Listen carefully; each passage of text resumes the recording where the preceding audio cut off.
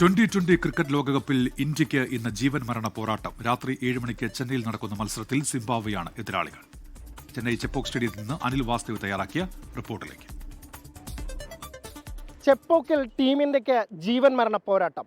ഒറ്റത്തോൽവി നിലവിലെ ചാമ്പ്യന്മാരെ പുറത്തോട്ടടിക്കും.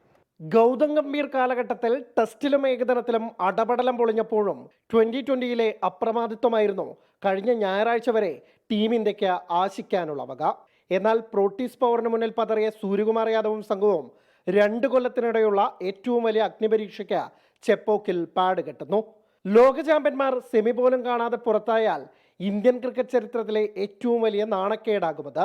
ടൂർണമെന്റിൽ ജീവൻ നിലനിർത്താനിറങ്ങുന്ന ഇന്ത്യയുടെ പ്ലേയിങ് 11-ൽ അനിവാര്യമായ പൊളിച്ചെഴുത്തുകൾ ഉറപ്പ്. ഇതിൽ പ്രധാനം സഞ്ജു സാംസന്റെ എൻട്രി തന്നെ. It goes without saying that we discuss because there are 2 lefty opening, number 3 is left-handed and opposition's bowling off spinner. I personally don't think that there is any problem there also, but because we lost 3 games, we lost wicket in first over. Obviously any team would think so. We are thinking and we'll see how it, because we never decide the team too early, and obviously it's not fair to start telling your plannings also in so advance, but yes, there will be thoughts.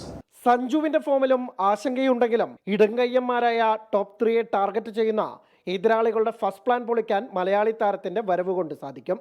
Vice captain Axar പട്ടേലിന്റെ തിരിച്ചുവരവും പ്രതീക്ഷിക്കാം. അഭിഷേക് ശർമ്മ ഫോമിലേക്ക് തിരിച്ചെത്തിയാൽ പിന്നെ ആശങ്കയെ വേണ്ട. അതേസമയം ഓസ്ട്രേലിയയ്ക്കും ശ്രീലങ്കയ്ക്കുമെതിരായ അട്ടിമറികൾ ആവർത്തിക്കാമെന്ന പ്രതീക്ഷയിലാണ് Zimbabwe. Captain Sikandar റാസയുടെ ഓൾറൗണ്ട് മികവും ബാറ്റിംഗിൽ ബ്രയാൻ ബെന്നറ്റും ബ്രാഡ് ഇവാൻസും ബൗളിംഗിൽ ബ്ലസ്സിംഗ് മുസറബാനിയുമാണ് സിംബാബ്വെയുടെ കരുത്ത്. മറ്റൊരട്ടിമറിക്ക് സിംബാബ്വെ.